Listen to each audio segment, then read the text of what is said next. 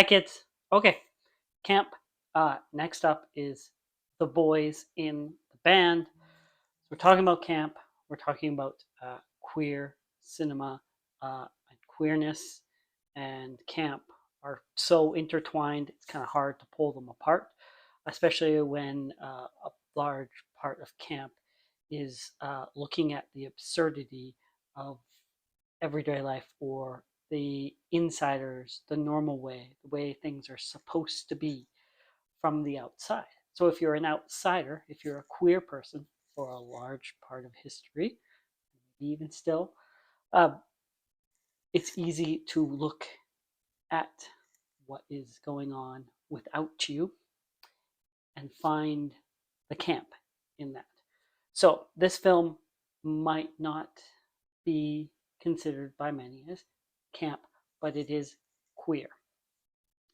And movies are camp in general, right? It's all play, it's all pretend. That's camp. That's gay, maybe. Movies are gay. I can't speak too much about the boys in the band because it's about a minority group that I do not belong to. But Boys in the Band, 1970, directed by William Friedkin, director of The French Connection, The Exorcist, many others. So it is based on a off-Broadway play, The Boys in the Band, which was written by Mart Crowley. Mart also wrote the screenplay for the film adaptation. Mart started his career in Hollywood. Got his big start. Met Natalie Wood and was hired by her as her assistant. Became great friends with Natalie Wood, um, and this allowed him to work on writing The Boys in the Band. Um, and for the film adaptation, I believe all of the cast members from the play were brought into the film, and it's basically about gay man's birthday party. His friends throw him a birthday party, and a heterosexual man shows up. Uh, anyways, so I believe, all of the homosexual men in the play, in the film, were actually portrayed by homosexual men, which in 1970, hey, that doesn't even happen these days. So there's that.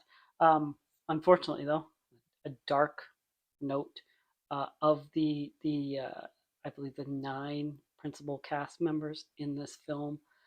6 of them would eventually succumb to and die of HIV and AIDS. So uh, that's a dark period of history. Something that should be recognized. Um, Also, notably, The Boys in the Band is the first American film to feature someone saying the C word. Uh, Anyways, it's a milestone in queer cinema. The Boys in the Band, remade later, I think, as a Broadway play, and then again as a film. Ryan Murphy, of course. But 1970, Boys in the Band.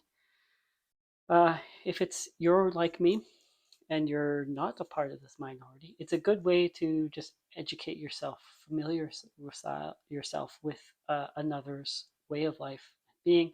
There's some criticism about that aspect, and I can't speak to that because I'm not a member of the group. But anyways, thank you for watching this. If you did, like, subscribe.